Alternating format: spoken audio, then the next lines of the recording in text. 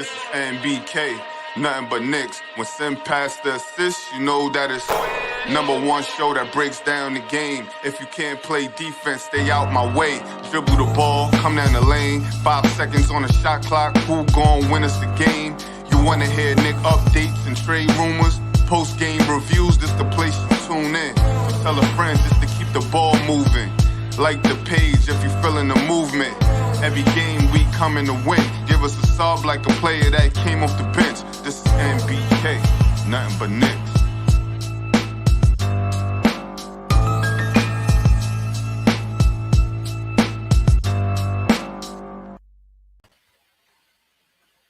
What is going on, ladies and gentlemen? We are back. It's your boy, UncleFOOlio, and I'm here with my main man, Tony Crowe of Knicks and Bruises. Welcome to a joint episode of the controversial Knicks and Bruises, ladies and gentlemen. As always, these episodes are sponsored by Nothing But Knicks. Make sure you like and subscribe to the channel. Also, hit the notification bell to be notified of any new content that we have for you. Pre-game, post-game, shoot-around videos, breakdowns of trades, and any other content that we have for you. Ladies and gentlemen, it's going to be a pretty phenomenal season for the New York Knicks, ladies and gentlemen. Also, support Knicks and Bruises, ladies and gentlemen. Knicks and Bruises. Make sure you like and subscribe to my man Tony as he puts out new content during the regular season and playoffs as well. Tony, what's going on with you, my man? UncleFOOlio, what's going on, man? I'm glad we got this thing put it together. Looking forward to this episode. Shout out to the Podfather Sim. This is what MBK fam does, man. We link, we unite, and we form like Voltron. Always form like Voltron, and we've been talking about this for a minute, bro. I know we've been debating about this a little here and there on some of the shows, and this is something that we've been talking about for a while, and we finally are going to get it done today. We are going to debate / discuss the Kemba versus Kyrie topic, ladies and gentlemen, for a New York point guard supremacy. Who will be the supreme leader of the point guard position in New York City? Obviously, Brooklyn Nets, New York Knicks, and we're gonna discuss it, ladies and gentlemen. So, definitely look forward to doing this, Tone, and I can't wait. Before we get into that, though, I wanna talk about something. First and foremost, pinned to the top of the YouTube chat, ladies and gentlemen, the NBK, you should see a link up there. That is the link to a form that you need to fill out if you want to battle and debate your boy, okay? If you don't like what I have to say, if you think that I am full of it, UncleFOOlio is full of it, he doesn't know what he's talking about, I want to hear from you, ladies and gentlemen. I want to hear from you. In the comments and in the chat, there's been a lot of people saying UncleFOOlio doesn't know what he's talking about, but this is your opportunity to play me and debate me one-on-one, okay? So definitely that link in the pin to the top of the chat, definitely check that out. And also, before we get started, I want to highlight some of the comments from the last show. People have had a lot to say about my little debate with Hadouken and Sharon, so I wanted to highlight some of these people and have a conversation with you, if you will. First and foremost, Antoine Jenkins, thank you for the comment. It says, Josh, a.k.a. UncleFOOlio. Oh, my man, you keep saying media don't got. Look where they predicted us on ESPN. 7th seed. Stop. Open your eyes. The Knicks are hated. Bro, are you serious right now?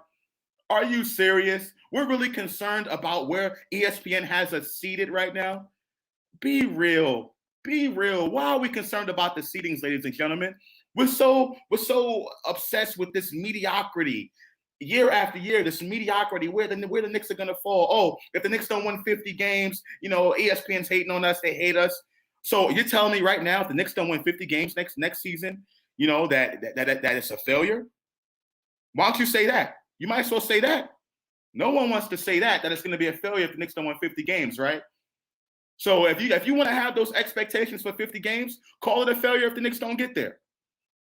But I thank you for the comment, Antoine. And if you want to battle me, like I said, there's the link in the top of the YouTube chat. So definitely, hit that form and let me know what you're thinking. Next comment I want to talk about is my man David Jones, someone else who disagrees with me. He says, I disagree with Josh. I think we were extremely lucky to draft RJ at the 3rd pick. If we were able to trade RJ at this early of a flourishing process, it would show a disloyalty around the league and any future players that might consider coming to New York. And yes, Josh, you're an RJ hater, and it's disgusting. I'm an RJ hater. I predicted RJ Barrett to be an all-star next year, yet I'm an RJ hater.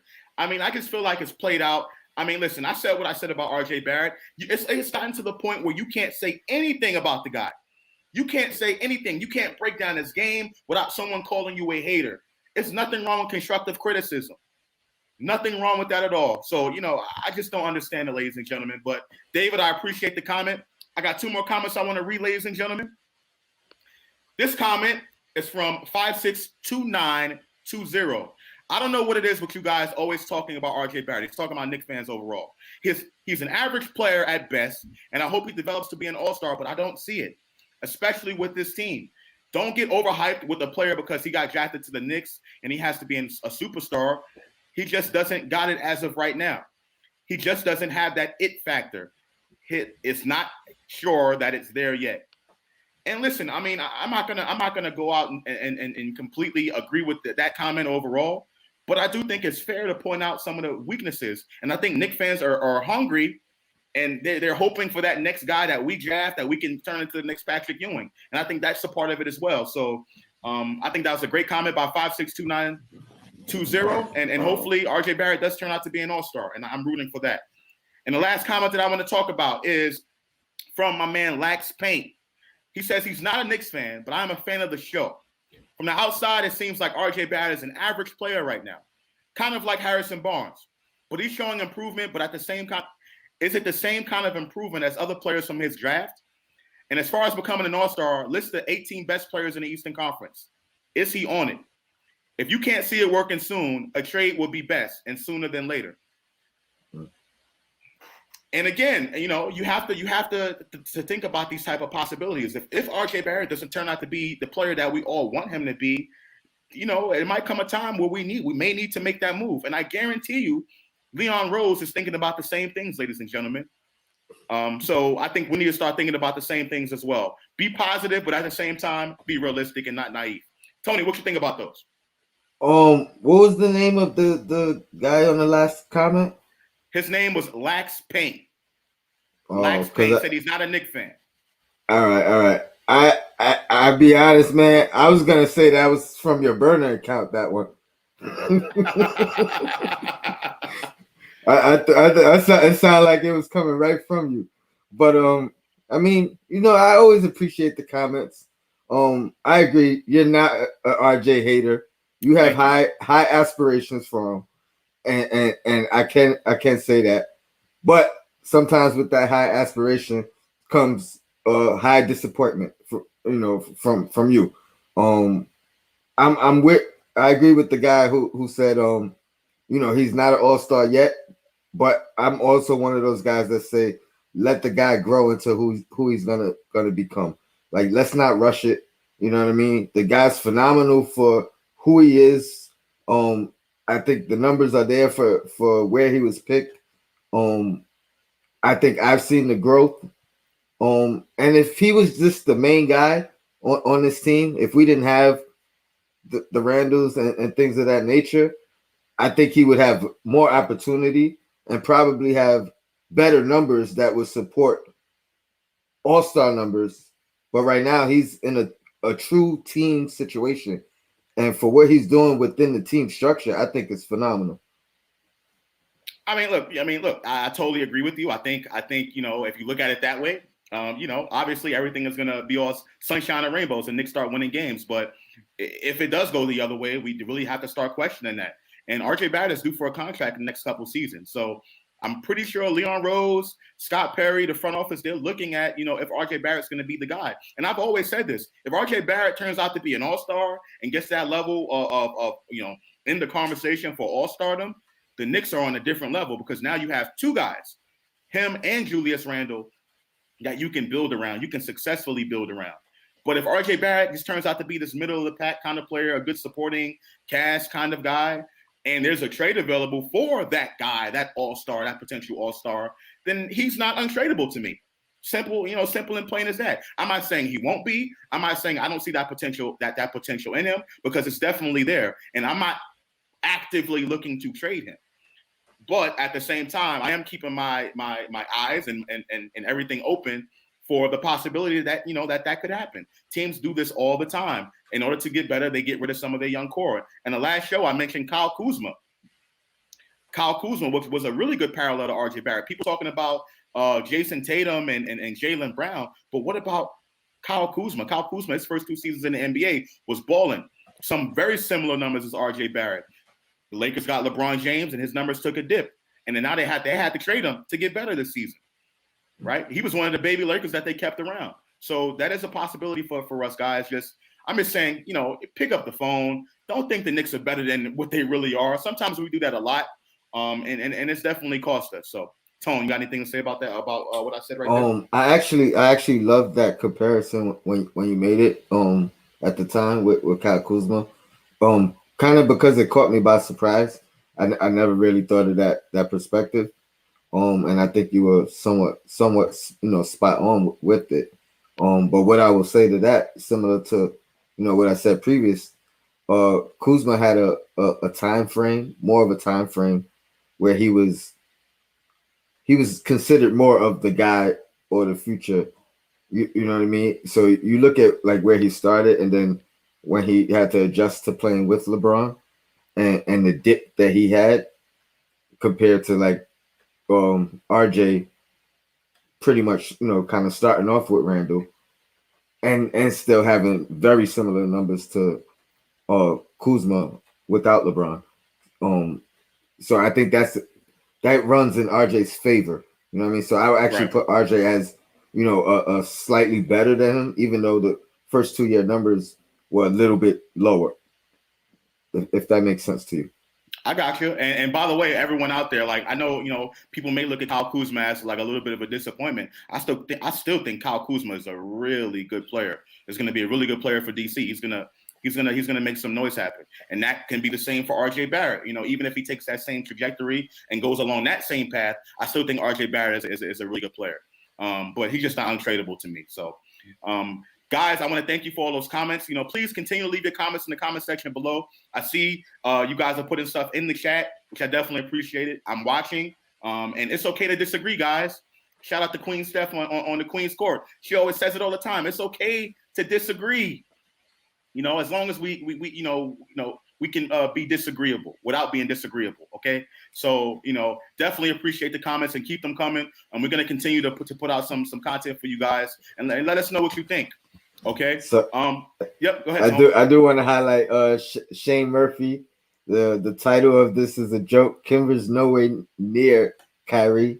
And the reason I'm highlighting that because, prior to us, confirming doing this show, I had made some Kyrie Kemba comparisons on the MVK show, and Josh, you was right there in the comments with that same exact response, initially, which kind of sparked the idea for us doing this. So salute to Shane. Put your seatbelt on. I think you're gonna enjoy this ride. Yeah, and definitely, I definitely said the same thing. I said, there's no way. And I still kind of feel that way a little bit. But now looking at the numbers are very, very close, ladies and gentlemen. These guys got drafted in, I think, the same year, 2012. So they've been playing in the NBA for the same amount of time. But if you look at the averages, the totals, a lot of the numbers are very, very similar. So I had to really backtrack and then go back and do some digging. And that's how we were able to come up with this show. So we're going to get right into it, ladies and gentlemen. First thing we're going to talk about is some of the regular season totals, right? The regular season numbers, the stats, the points per game, and all of that. So here we go. This first thing we're going to pull up here is just the regular season numbers, right? So obviously, total points up on the top left, you got Kyrie Irving scoring a total amount of points of 13,293. Kemba Walker leads in that category, 13,983. Okay, so Kemba Walker has scored more total points in the regular season than Kyrie Irving. Total rebounds, again, very, very close. Kemba Walker has the advantage by around 500 or so. 2704 to 2212. Total assists, very, very close. Kemba Walker leads in the assist category, 3788 to Kyrie Irving's 3337. Total steals, Kemba Walker leads in the steals category, 895 to 775. Total blocks, Kemba Walker leads in the block category, 273 to 224. and total games played. This was the big one for me, Tone. This one right here, the total amount of games played, 704 to Kyrie Irving's 582. As we get into the percentages, the tables have turned a little bit, right? Kyrie Irving is a career 47% shooter from the field. Kemba Walker is 41.9% from the field. 3-point percentage, Kyrie Irving, 39.1%. Kemba Walker, 36 even. Free throw percentage, Kyrie Irving, 88.1%. Kemba Walker, 84% even. Okay, and then as you continue to go down this graph, you see what these two's best seasons were. Obviously, both of these guys were all-stars at one point. They definitely can be in an all-star conversation when healthy and when they play. So if you look at their best seasons, you can look and see how close it is there. So, Tone, I just want to get your first thoughts on what you think about those numbers. All regular season numbers, by the way. All regular season numbers. Just like you, the first thing that stood out to me, or the biggest thing to me, was the games played. About 120 games more for Kemba Walker. So that was one of the first things that I wanted to defend Kemba on, because for the early portion of his career, minus these last 2 years, he was considered one of those Iron Men, one of those guys that didn't miss games. And even with his injury prone or injury history as of late, he still is played more games than Kyrie over the course of these 10 years, by over a season's worth of games, about a season and a half's worth of games. So that was the first thing that stood out to me in my defense of Kemba was, why is everyone calling him injury prone? Now, granted, he's recovering from an injury, but that's different than injury prone. You know what I mean? Like, the injury has been really the last 2 years. So that was the biggest standout for me. And then obviously how close the numbers were. You know what I mean? Obviously you got to take into account of those missed games by Kyrie. And then when you compare the total numbers with the averages, I think you kind of see how close they really are. You know what I mean? Because the averages, it don't matter how many games you played. It's about the average within the games you played. Got you. And I just want to highlight some of these comments. Andrew Kalujale, excuse me if I got your name wrong, but this is what he says. He says, Kyrie has some amazing skills, no doubt, but he's a franchise killer. I completely disagree, and I'm going to come back to that later on in the show. All right. And you got K. Jones. Thank you for the chat here. He says, Kyrie Irving is clearly the better basketball player. We're going to talk about that. May 4th, thank you again. Welcome, welcome, welcome. He says, this is not a stats thing. Kyrie is just the better player, which I totally agree with. And let me get one more. Let's see. Let's go to my man, Jay Boogie. He says, Boston had the better team with Kemba than with Kyrie. So, I mean, listen, I think the numbers are close. If Kyrie Irving plays those 120 games, I think he wins the totals battle, no question, easily, without question. But I does think it says something about Kyrie Irving's, missing some games during the regular season. But here's what I would say about the whole thing with the injuries with Kemba Walker, and this is what concerns me. Yes, Kyrie Irving has had some games where he's missed due to injury, right? He's had some injury concerns, but with Kemba, the injury problems are more chronic, right? Kyrie Irving's injury problems are more acute. He'll miss some games for I guess a banged up ankle here and there or things of that nature. None of his injuries are chronic problems. With Kemba Walker, those knees, and when everyone who's ever played sports before, a lot of the OGs in the chat that's played sports before, they'll tell you once those knees go, there's a lot that you won't be able to do. And that for me is the concern that I have with Kemba Walker. They gave him a shot in his leg last season. He's missed a lot of games last season with that knee, with his knee problems. They say that because the way he shoots jump shots, how his legs kind of go inward, that contributes to his knee problems. And that's something he's been doing his whole entire life at basketball, right? Mm-hmm. So I think that for me is the issue with Kemba Walker. Obviously, I want him to be healthy. I want him to be our starting point guard because Lord knows we need it. We need a starting point guard, ladies and gentlemen. For God's sakes, it's been so long. But I think you have to really be concerned about the issues with Kemba Walker. Absolutely. With Kyrie Irving, I think it's a little bit more of, him doing the what do you call it? Where they sit out games just to because they're tired or whatever the case may be. That's a new thing in the NBA. That happens all around the league. This happened with LeBron James, obviously Kawhi Leonard. These players, they do that load management stuff. Okay, and I know Knicks fans don't want to hear that, but guess what? Those players have championships. They have championships for a reason, and it's a reason why teams employ that strategy. Any other comments you have on that, Tone? I don't know if I should respond directly to what you just said. But I got to, man. I got to. LeBron James is the reason. And I'm going to stand on that. And I'm going to die on that hill. We're probably going to get into this conversation more in depth after the stats. But I'm going to leave that there and let that marinate until we get into the meat and potatoes of the debate. Oh, boy, I already know where this is going. And I completely disagree. But let's get into the second slide that I have here, ladies and gentlemen. These are going to be your playoff numbers. These are your playoff numbers, okay? So, obviously, in the playoffs, this is the Kyrie Irving show in the playoffs, okay? Total points, around 1,639 for Kyrie Irving. For Kemba Walker, only 609. Total rebounds, Kyrie Irving leads in that category by more than double. Total assists, Kyrie Irving leads by more than double. Total steals, Kyrie Irving leads by triple. Total blocks, Kyrie Irving has the advantage there. Total games played, Kyrie Irving has double the amount of playoff games as Kemba Walker. Field goal percentages, Kyrie Irving is ahead, 45.5% to Kemba Walker's 41.2%. Field goal percentage, Kyrie Irving is, that's the same numbers. 3-point percentage, Kyrie Irving, 39.3% to Kemba Walker's 32.4%.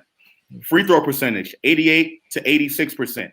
And as you can tell, if you keep going down the list, you'll see the best playoff performances by both.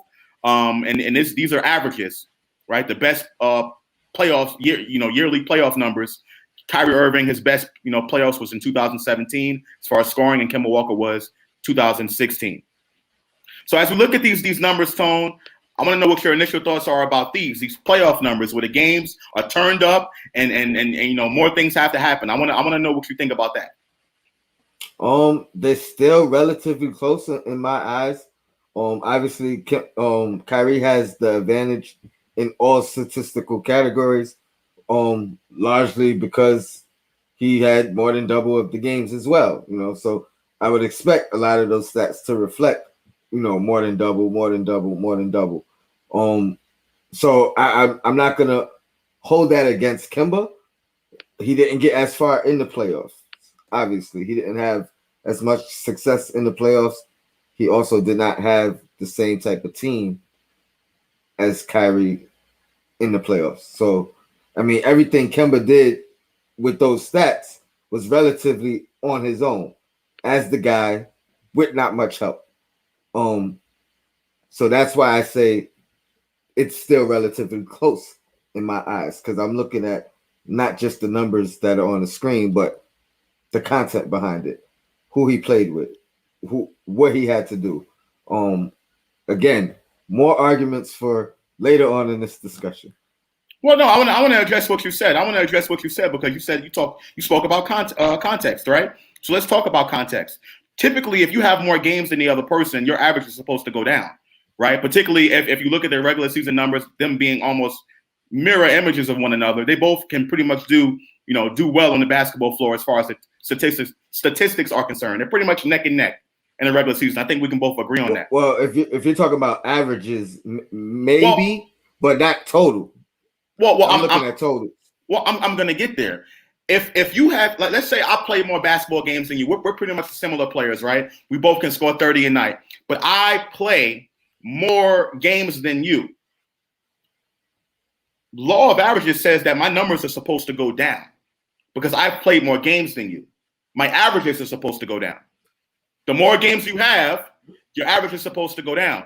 Kyrie Irving not only leads Kemba Walker in playoff numbers as far as totals, but he also leads in averages. So that says that Kyrie Irving has had more great scoring performances, great performances where he gets a lot of assists than Kemba Walker in the playoffs. He's had more opportunity to as well. So you can't just say more opportunity is going to go down. More opportunity could make it go up. It can go either way. Like it's not just one way. You could have more opportunity and produce in that opportunity. You can have less opportunity and you don't have a chance to produce more. You only have a chance to produce when you're in that position. So I think it can go either way. That argument. Yeah, but let's talk about the way that actually went, right? Kyrie Irving was put in those situations, and he was able to produce greatly in those situations. So you can't take that away from him. You can't take that. I'm not. But my argument was just about because you played more games, your numbers should go down. That's not a fact. Typically, that's what it is, though. That's not true. Think of a player who progresses each year. He's playing more games. The longer he plays, the longer his career is. So if his trajectory is going up each year, that's the difference of what you're saying. You know what I mean? Julius Randle, the longer he's played in the NBA, his numbers go up each year. But that's individual years, Tone. I'm talking about collectively, altogether, career averages.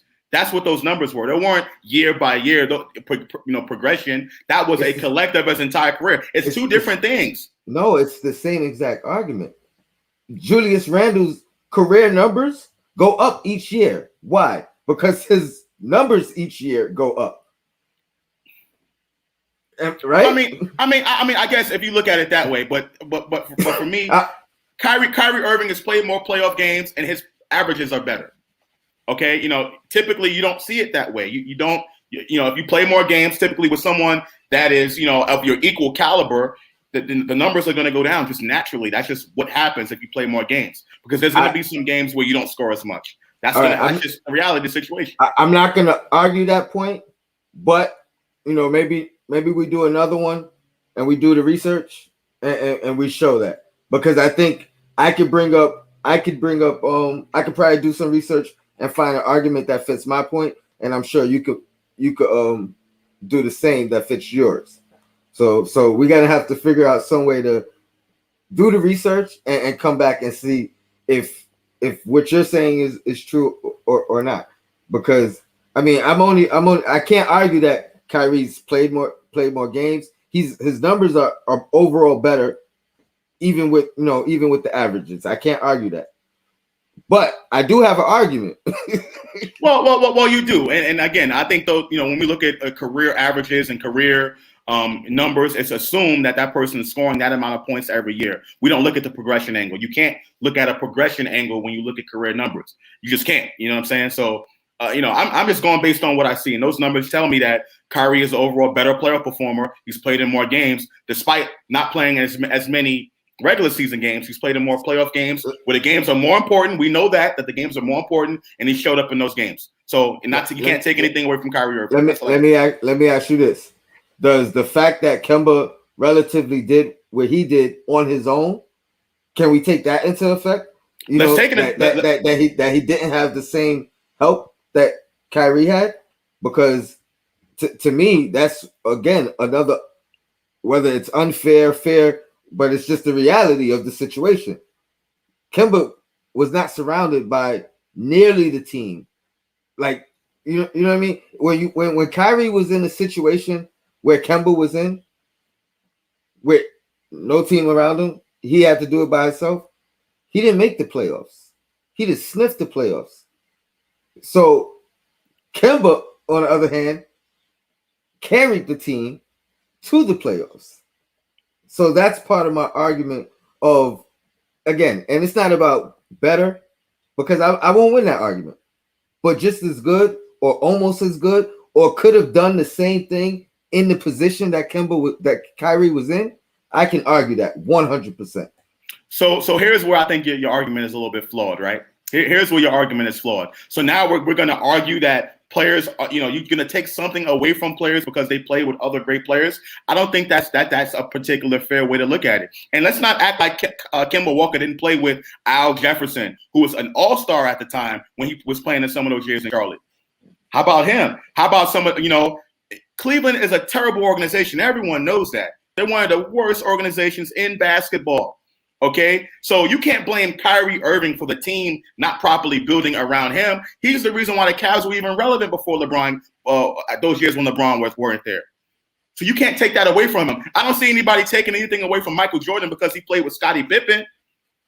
Are we going to take? Are we going to take away? Hold on, Tom, hold on. Are we going to take away the importance of Anthony Davis because he played with LeBron James? Anthony Davis is a top 5 player in the world. Actually, some people, not me, do make that argument about Jordan without Scottie Pippen, and it's a valid argument because if you take Pippen away, Jordan's success didn't come yet. You understand? So it is a valid argument, and I'm not taking anything away from Kyrie. I'm simply saying if you swap the two, you put Kyrie in Charlotte and you put Kemba in Cleveland, I think the same championship gets won. I disagree with that 100%. Or at least in position the same amount of years to be in the championship. Still happens. That's my argument. He could have won. He could have had the ring. But he doesn't have the ring. But he didn't play with LeBron. Is my argument. So that's not Kyrie's fault. No, it is not. And so is it Kemba's fault that he didn't play with the team, a good enough team surrounded by him to only win, 31 games in the playoffs? No, playing 31 games. It's not but we're talking about hypothetical, Tone. This is all hypothetical. I'm telling you what happened. I'm not telling you about, what could have happened or what all. I'm telling you what happened. Kyrie Irving put up 40-something points in the Game 7 of an NBA Finals. LeBron James ain't have nothing to do with that. Kyrie did that. His individual numbers, and that shot that he made, he did that. That was an isolation over Steph Curry. Was LeBron out that game? LeBron played. He scored 40-some points too. So he's a part of that. He has something to do with that. Okay. When Michael Jordan put up 63 against Boston, you telling me the rest of the Bulls had something to do with that? Did he inbound the ball and pass it to himself? If you want to have the argument, if you want to have the argument about championships being a team thing, I'm all for that. I think championships are a team thing. I don't really feed into this whole narrative of it takes one player is going to lead win a championship by himself. That never happens in the history of sports. You need to have a solid team around you, right? But you do got to have players who lead your team to a championship. Kyrie Irving was one of those players on Cleveland. It wasn't just LeBron James. It was not just LeBron James. I'm not taking it away from him. But it does go hand in hand. That's what I'm saying. It does go hand in hand. And if you want to look at history and where did Kyrie go? How far did he take his team without the help? That's my argument. What do you mean without the help?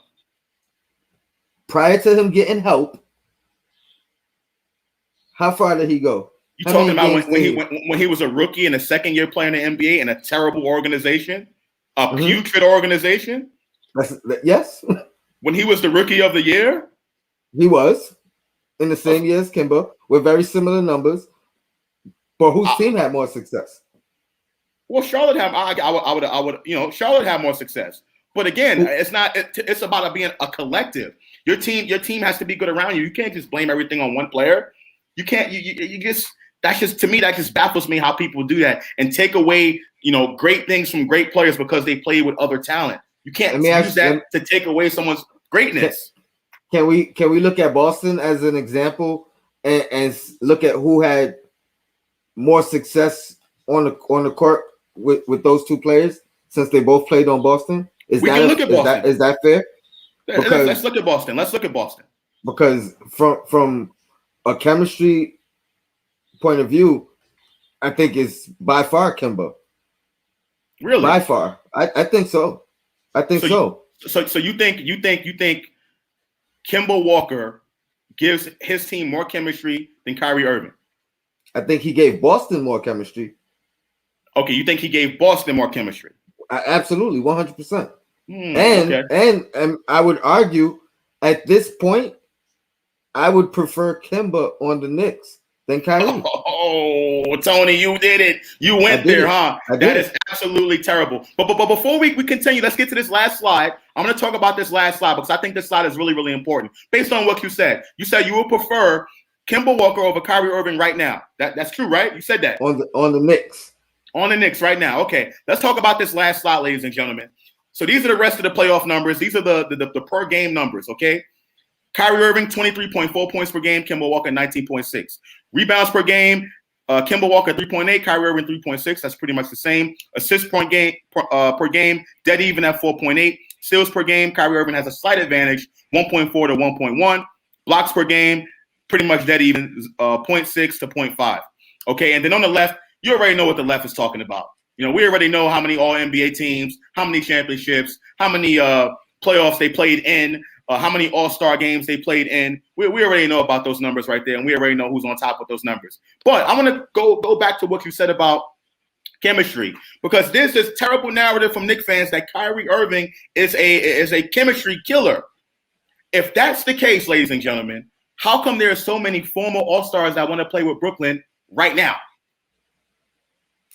Well, part of that is who's his teammate. Oh, okay. So now you want part of that is wanting to listen. Okay.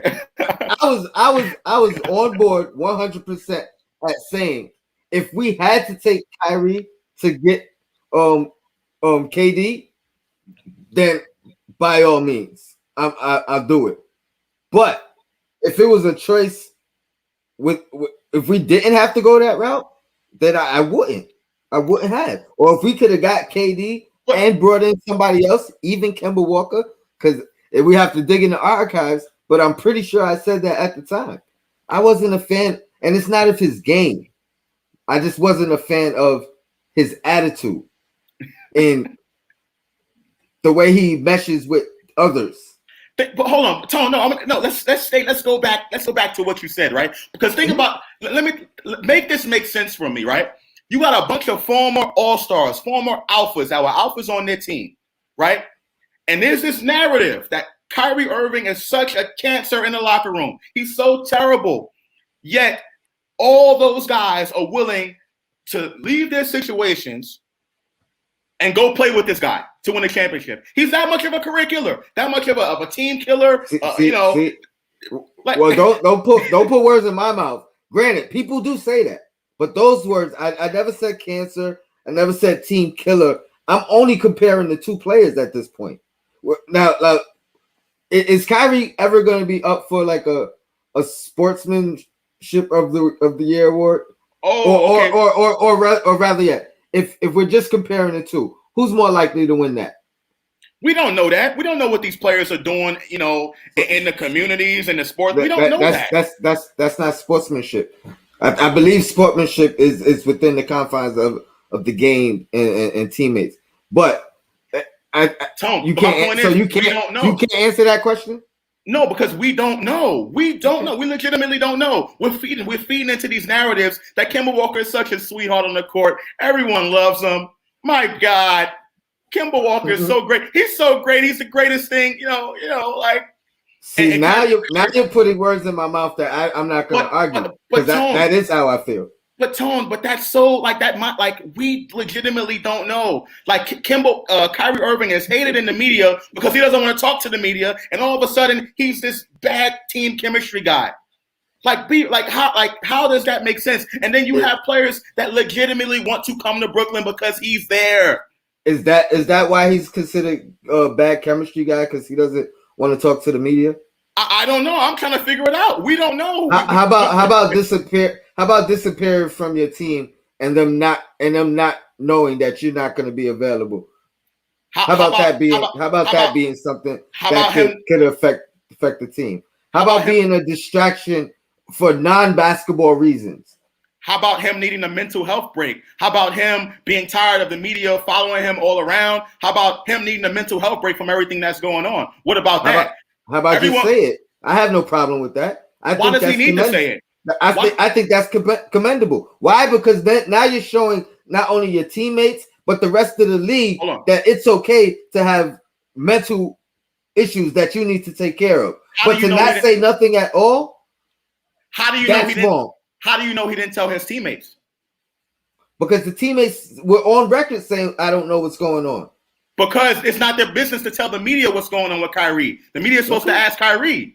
Like if I was your teammate, right, and you had whatever you had going on, right, you wouldn't want, I wouldn't want to express your business to the media without them talking to you. I'd be like, talk to you. When Dennis Rodman, hold on, let me, I got you because I got you right now. I got you in the corner. Let me get you. When Dennis Rodman took his little break, to go do whatever he wanted to do, Michael Jordan was like, don't talk to me, talk to him, talk to Scotty, don't talk to me. So how do we know this? We make up these narratives in our head about what these players are doing. We absolutely have no idea. You got a guy right now that's an all-star player, right? One of the best point guards in the NBA, believe it or not. He's a champion. He's knocked down big shots time after time again. And you got all-stars, former all-stars that want to go play with that guy. How is he so bad at this team chemistry? I don't get it. So there's no way to respond better. If you know something's going on, there's no way to respond better than I don't know where he is. I don't know. I didn't know he wasn't showing up. Because that feeds the narrative. That feeds the media to take things into their own perspective. Because if they know what's going on, I'm not saying tell the truth. Oh, he's having mental health issues. He needed to step away from the game. That would be wrong. That's not what I'm saying. But there's a way to answer that question to the media, or there's a way to answer that question if you're the coach that is not feeding the media and giving them the chance to maybe take on their own agenda. See, you're very slick in what you say and in the way you word things. Let me just say something about me, because I try to be very meticulous in what I say and what I mean. So if I word something a certain way, 9 times out of 10, I was trying to word it that way because that's exactly what I mean. I don't want it to be taken this way or that way. But I mean, granted, you're making points that have been argued. Just not, those weren't my arguments. So you got, if you're gonna come back and forth with me, you got to stick with exactly what I'm saying, and don't add the the outside noise, because I agree with a lot of what you're saying, but I look at a lot of things a little bit differently. And it's okay for us to disagree, but I'll just say this, right? It's so funny now that we're talking about Kyrie Irving, and obviously he's on Brooklyn, and we don't there are rivals, what I'm saying? So obviously we're not gonna well, at least I'm gonna be objective about it, but most Knicks fans they're gonna come down this neck a little bit. But it's funny how when it comes to Kyrie Irving, everyone wants to defend the media, but when the media talks bad about what the Knicks were doing because they were poor for the last 20 years, oh, the media's making up this thing, the media's this, the media's that. But when it comes to Kyrie Irving, this is right. The media had every right to talk bad because they have to anticipate that there's some terrible stuff going on there. But when the Knicks are bad for 20 years, it's like the media is unfair. They're treating us unfairly. We deserve to be treated better. They don't treat anybody else like that. Blah blah blah blah blah blah. So it's okay. I like the hypocrisy. I get it. Let me be on record as saying I don't think Kyrie is treated fairly in the media. I don't think LeBron is treated fairly in the media all the time. I don't think KD is treated fairly in the media, and I definitely don't think the Knicks hate within the media was warranted for all that time. A lot of the times, you could have just as easily not said anything, rather than saying, "Let me spew some hate the Knicks way," because I know it's going to get fans. It's going to get fans agitated and talking, and it's going to get clicks, and that's what I feel. A lot of that stuff on both sides with KD, with Kyrie, with all the superstars, and with the teams that have this rich history, it's clickbait. I'm smart enough to know why they're doing what they're doing. So a lot of that isn't fair. I'm not defending the media against Kyrie. He does get unfair hate, but some of it he puts upon himself. Some of it can very easily be avoided by just doing the right thing. You know what I mean? Doing the right thing. So basically playing basketball, even though you're going through a mental health struggle and you have to let everyone know about it, that's the right thing to do. I understand. So, but the right thing, hold on, no, because we're telling you about doing the right thing. He needs to tell the media what's going on. He deserves to tell the media what's going on, right? Instead of taking a break, right, and taking a mental health break to get himself right, right? How can he play basketball, if he's not mentally right? And why does he need to explain anything to anybody? I never said the media, coaches and teammates. But we don't know that, Tone. We don't. Well, you're assuming that he didn't do that. If he did, then it should. That's where it's addressed. He didn't have to make a statement to anyone except his teammates and coaches, the organization. But then it's up to them to relay it the right way. And then because I'm not gonna say you kill a man for needing a mental health day or being mentally drained. I'm big on mental health.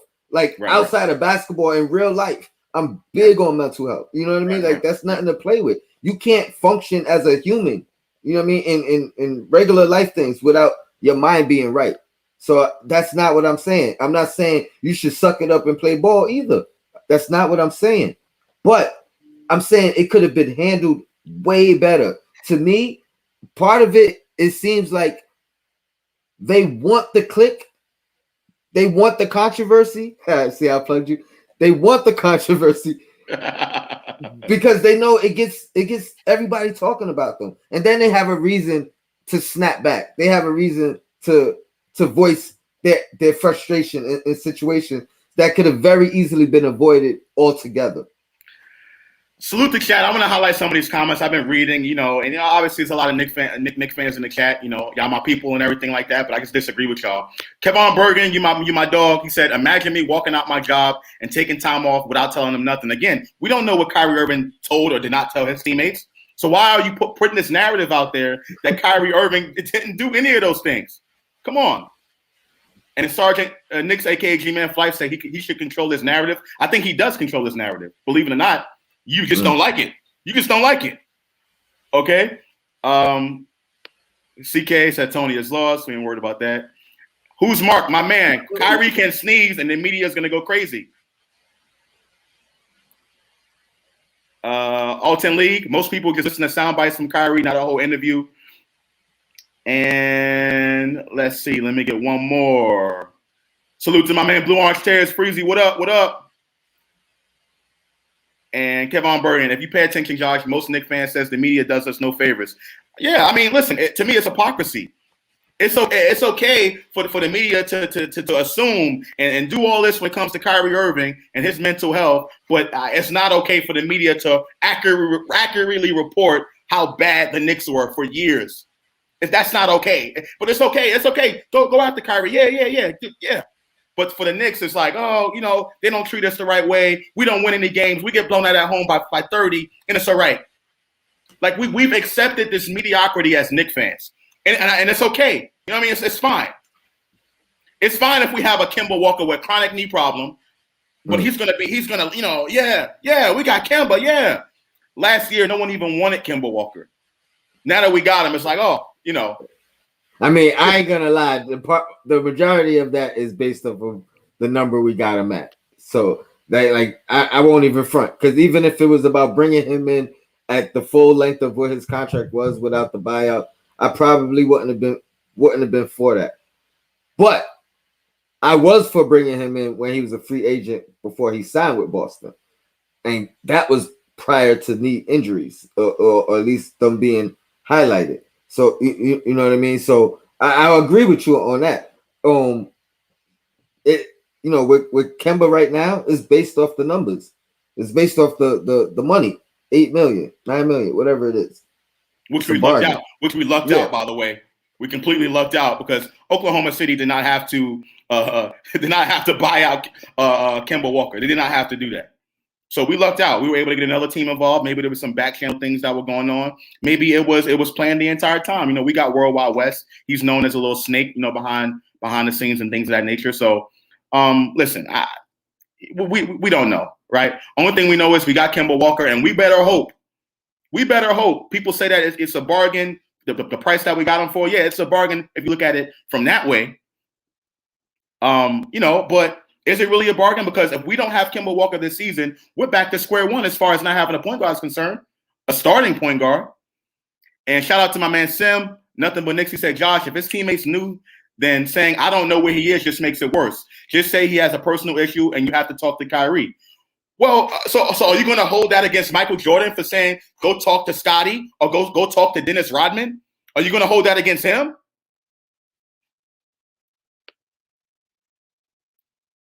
I'm muted. I'm sorry. He's not holding it against them. He's saying that is the right thing to do. Say you got to talk to Kyrie when he comes back, or you know what I mean. He's dealing with a personal issue. It's not my place. Like that's what I'm saying. There's responses, especially as an organization. Granted, we haven't been the greatest organization with PR and things of that matter. You know what I mean? So you can say that again. But there's always better ways to handle it. And to me personally, I feel like a lot of it is deliberate. I think they like to be talked about. I think they like to be the villain. I think because if not, why not be more in control of your own narrative? Like whoever it was in the chat that I said think that. But hold on, but we got to separate this, because what Sim was talking about was his teammates' response. He was talking about the teammates. This ain't got that part ain't got nothing to do with Kyrie Irving. Kyrie Irving is controlling his own narrative, but Sim is worried about what the team is saying, what the team is not saying. So you think they were lying? They knew he told them, and they decided to go out. What I'm not going to do is assume. That's what I'm saying. When it comes to Knicks fans, we tend to assume and we tend to make up these narratives or these things to fit our narrative, and we just don't know. That's what I'm saying. It's easy for us to poke and do that. We do that all the time when it comes to everything. You remember the statement that Kyrie came out with addressing mental health? No, I don't remember it specifically. Well, it was about a week or two after all this happened. And what I was going to say was, had he just put that out in his absence, you know what I mean, when he's stepping away. Now, granted, maybe he wasn't in the mind state to write that. And that's very possible. I'm just saying, you know, when it comes to, like, I'll say this, and I said this before Kemba was here. If we had to deal with the things that were going on with Kyrie in New York, had he came here, him and KD came here, right? And we had to deal with him missing the games and just all the things that went on in Brooklyn. If that happened in New York, can you imagine the turmoil that it would have caused? Can you imagine what the fans would have been like, with the media? That, you know what I mean? That's where I say we kind of dodged the bullet. But bringing a guy like excuse me, bringing a guy like Kemba in. Granted, this all is based off health, but bringing a guy like Kemba in, who is not that far of a drop off, in my opinion, than Kyrie, but doesn't come with any of the headaches. What you'll actually get is the opposite of the headaches, because all you hear is positives about this man's personality, who he is, always smiling, things of that nature. Like, I think that is what we need in this culture. We don't need any outside controversy. We don't need that extra noise, that extra non-basketball related issues. Granted, we may have some here and there, and going forward, and still, but we don't need that. Okay, before I respond to you, I want to highlight this comment. May 4th, salute. He said, you did see Kyrie Harlem shaking with his sister. Keep it $150, Josh. Okay, so we supposed to stay in the house the whole time? He's supposed to stay home. He's supposed to, what is he supposed to do? May 4th, what do you want Kyrie Irving to do in a mental health crisis? We're not gonna get into the politics and the protocols and things, but there was protocols in place for that. That's all I'm saying. Absolutely, and I'm not even talking about the COVID thing, but I was talking about the mental health thing. But to respond to what you said, right? You asked the question, and would you rather have Kemba, who doesn't give us those outside distractions, or would you rather have a player like Kyrie Irving who brings outside distractions? And, well, you said Kyrie and KD. You didn't say that. I'm taking Kyrie and KD any day of the week. You know why? Because Kyrie and KD gets us closer to a championship. The Knicks have not won a championship in 50 years. 50. No, having those two players gets us closer to a championship. And I would rather have those guys than any two players on the Knicks right now. and I wanted them back then, and I wish the Knicks they had them on the team right now. I'll take all the baggage if it meant us getting closer to a championship. Absolutely. Hey, first of all, you're mixing two of my arguments because I did acknowledge the fact that I would have taken them both if that's what we had to do to get KD. Would you take him right now? Would you take him right now? Just a swap? No. So hold on. Just a swap of the 2 point guards? No. That's insane, Tone. No. That's absolutely insane. And I feel like health permitted switching them out, the Nets is still a threat, Eastern Conference threat. Not if Kemba Walker doesn't play with his knee issues, man. If he doesn't play with his knee issues, it doesn't matter. I started with health, man. I started with health. We never know if Kyrie's gonna be healthy or not either. You know what I mean? So what do you mean? He missed 140 games more, 130 games more. Yeah, but again, there's a difference between acute injuries and chronic injuries. Kemba Walker has a potentially chronic injury that can end his career. Potentially, yes, but it hasn't even reached the level of Kyrie's injuries to this point. So only time will tell. He got a shot in his kneecap from something that he's been playing with his entire basketball life. That's a big issue. That's not something that you can gloss over. I get it through the history. He's played more games, but I think now Kemba Walker has a chronic knee issue that we need to think about. So again, bringing Kemba Walker in for that money, yes, based on the talent and the amount of money, yes, that's a bargain. It's a steal. But if Kemba Walker is not healthy, we're back to square one as far as not having a starting point guard. My premise is always on health, so I'm always assuming health is 100%. You know what I mean? Because that argument goes for any player, any team in the NBA. You got to be healthy. People are arguing that the Bucks won because of other teams' health. People are arguing that. You know what I mean? That's always an argument. So yes, you got to be healthy to win it. So I'm always talking about, all health permitted, all health 100%, and we both agree the numbers are not that far apart. Right. And I'm always the guy that said, superstars are born in the playoffs. I'm always the guy that said, situations dictate that. You know what I mean? A guy could be a superstar but never get an opportunity to prove it. He's gonna need that opportunity. And I think we can agree you can't do it by yourself. Right, you can't. So, I think if health permits, we might see the best Kemba we ever seen. I totally agree with that. I agree with that 100%. And I'm hoping and I'm praying. I'm praying to the guys that happens. I'm praying so much that happens because we need that. Yeah. And I'm looking forward to the head-to-head matchup. Like that's we talk about handles, we talk about New York City basketball. You know what I mean? We talk about something that's gonna have the entire New York City, in an uproar. Speaking of head-to-head matchup, I have here a graph of Kemba versus Kyrie head-to-head in their careers. Now, mind you, they've both been in the league for the same amount of time. They both played in the Eastern Conference, all their years in the NBA. So they've played a lot of games against one another. And I think they have played together against each other in high school as well. But I don't have that here. This is just a Kyrie versus Kemba head-to-head for their careers. Obviously the summary of victories, Kyrie Irving leads in the regular season and the playoffs over Kemba Walker.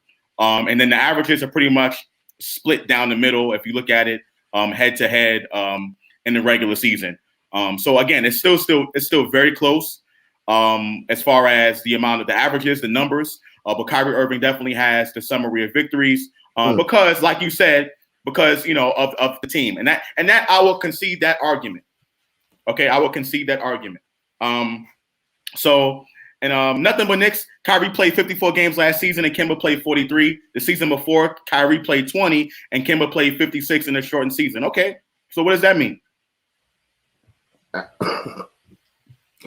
Just some factual knowledge that talks about longevity and games Yeah, missed. but the point that people aren't understanding is, Kemba Walker has a chronic knee issue. For a point guard, that means a lot.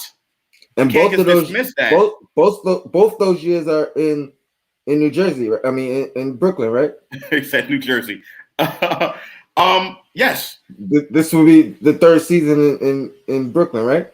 So now go back a year prior, and you talking about the games missed on the Celtics for Kyrie.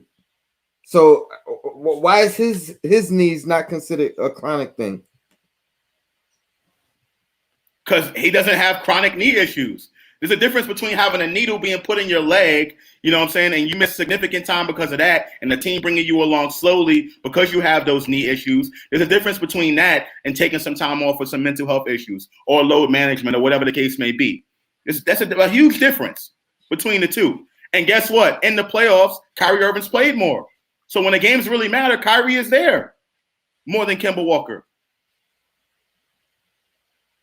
Is it can't you have like a chronic issue and then an actual chronic like disease or whatever? Like, isn't chronic being like how often it occurs? Doesn't that make a chronic means is ongoing. It's just something that's constantly going to be there. So you wouldn't consider Kyrie's knees issues a chronic situation? No, I don't. Last season, what took him out in the playoffs was a freak injury where he stepped on someone's ankle or he came down wrong on his ankle. That's what happened with that. Because everyone knows, and everyone knows that if Kyrie Irving would have played last year in the playoffs, if that didn't happen, that little freak thing where he came down wrong, the Brooklyn Nets are going to the NBA Finals. Straight like that. They're going to the NBA Finals. Everyone knows that. So, Kyrie is chronic mentally. That's worse. Okay. I think this is a great debate, man. Ultimately, they are both dealing with injury concerns, but Kyrie is miles ahead of Kemba. It's true. He is miles ahead of Kemba. There's no question I'm taking Kyrie Irving over Kemba Walker. No question. Who would you rather have? Who would you want the ball to be in their hands more at the end of a game? Kemba Walker or Kyrie Irving? Come on, Tone. Come on, Tone. Don't do this right now. Wait, Kemba, you know why? Let me tell you why. He's on the Knicks. I'd rather him have the last shot than Kyrie on the other team. Oh my goodness. I don't think you believe some of the stuff that you be saying sometimes. What? He's on the Knicks. Why would I want the ball on the opposing team's hand? I think that's the easier way to look at it. And of course, listen, I think at the end of the day, and we're gonna wind down. We're gonna kind of close this out here. Let me just say this. Listen, both of these guys are former All-Stars, right? And Kyrie's case, he can make an All-Star team this upcoming season. There's no question that he's that good. If Kemba's healthy, I believe he can do the same as well. Guys, listen, and I know the chat, we're kind of split on this, and I know most people agree with Tony than agreeing with me because, we're all our Knicks fans and we want to be very, very bullish on our own team. But I just want to say that I love the Knicks just as much as anybody, but I real recognize real, and I just like to be objective about things. You can still be objective and be a fan, all right? So obviously, I want Kemba Walker to have a great season. I want him to be healthy first and foremost because I think that takes us to a next level. That takes us to the next level. And I don't wish bad on Kyrie Irving at all. I don't wish bad on anybody and their mental health issues. And on a serious note, I want everyone to be alive and well. Basketball is always a second thing. What happens at life is always going to be priority and priority number one. So I just want to put that out there. And I'm really looking forward to the Knicks versus Nets this year. I don't think we're going to beat them that often, but I do want us to be in a position where we can be able to compete with those guys. Because a lot of times you hear like, I don't want to pick up this player, I don't want to pick up that player because they're not going to get us past Brooklyn. Well, you pick up that player so you can get closer, so you can put yourself in a position to compete, and that's pretty much what I want to happen. Hopefully, Kemba's that guy. I believe when he's healthy, he can close. Right? I believe he has that ability to close. We've seen him do it in college and certain times in the NBA. Past few years, he's fallen off with that, but I believe he has that ability to do so. And if he does do that for the Knicks, I think we're in a good spot. Right? So, Tony, what you think about that? First off, I want to say this. This has to become a series now. So every time we play the Nets, me and you are gonna have to do a episode just like this within 24 hours. Only talking about that game. You know, I might have to eat crow. You know, but we're gonna highlight this matchup all season long. Because I think the discussion is great, and I think we're gonna have a lot more to discuss as these games play out. Of course, health is gonna be the main concern on both sides. So I just wanted to put that out there. I think this is a great series to continue. I think this is a discussion we could probably talk for another hour or two right now about it, you know, if we wanted to. And then mental health, serious issue. This is in no way, you know, clowning or not respecting the issue of mental health for Kyrie Irving or for anybody, you know, basketball player or non-basketball player for that matter. Take care of your mental health. You know, if you're having issues, you know, talk to somebody, find the help you need. Obviously don't give up, you know what I mean? Very important issue. I definitely got to highlight that as well. But you know, we had some talking points that we had to discuss. Overall, I'm always gonna rock with my Knicks guy. I never said Kemba's, you know, better than Kyrie, but I honestly 100% feel he's better for the Knicks than Kyrie. And that was my main argument. You know what I mean? That's what started the whole discussion with the chat, you know, on Sim's channel. And that's what birthed this discussion with you. But I enjoyed it, man. Yes, and it's always a pleasure, Tone. You my guy. I'm always gonna ride with the Knicks guy at the end of the day too. You know, I'm always gonna be rooting for the Knicks. I would never ever root for the Brooklyn Nets ever. I'm from Brooklyn. I'm from Bed-Stuy. I would never ever root for the Brooklyn Nets. I'm a Knicks fan through and through. I am very objective, as you guys can tell. And I don't like mediocrity. I want us to be winners. I want us to win. That's why I have high expectations for this team. So, you know, I'm just calling it like I see it. If Kemba Walker's healthy and he's back to that Charlotte form, look out. The Knicks are going to be turning up. And I'm going to be right there every step of the way here, you know, defending the New York Knicks. But we got to get there. I do got a question, though, because when Sim put that up, that was a great point. And I wasn't aware of it statistically. Because, I mean, if you do the math in the last 2 years, Kemba actually did play more games than Kyrie. But forget the debate of those two players. If Kyrie was here and he missed, if he played 20 games 1 year and I think it was 50 something or 40 something the other year, you wouldn't have these same type of concerns and injury concerns and things of that nature. Because I would think you have to, right? Because if we're looking at, granted, you're talking about Kemba and you're talking about his specific injury, but I'm just saying, like, forget Kemba out the equation. Just looking at if Kyrie was here and he missed those amount of games, you got to be concerned, right? Absolutely, because again, that leaves the Knicks at a void at a point guard spot. So yes, I definitely would be concerned. I'm not saying that, you know, we shouldn't be concerned about what Kyrie, you know, is or isn't going through. You know what I'm saying? Well, if he was on this team, you know, he's on Brooklyn, so I guess, you know, we don't care. But, you know, if he was on this team, obviously you have to show some sort of concern for that. But I'm just looking at the bigger picture at the end of the day. I know that if I have a guy like that in the playoffs, he gets me closer to a title. And that's the only way I'm thinking about it because of what he has done. And that's just the way I'm, you know, I like Kemba Walker. I think Kemba Walker is a great player when he's healthy, but Kyrie Irving is something special. That handle is nothing to play with. You can't play him with that hand. That's a bad dude. You know what I'm saying? I respect game. You know what I'm saying? In terms of this comment, El Servi said Josh switch teams seems like it would be easier. No, I'm not doing that. That's not who I am. I'm not I'm not a Nets fan. I'm a Knicks fan. I've been a Knicks fan since I was 7 years old.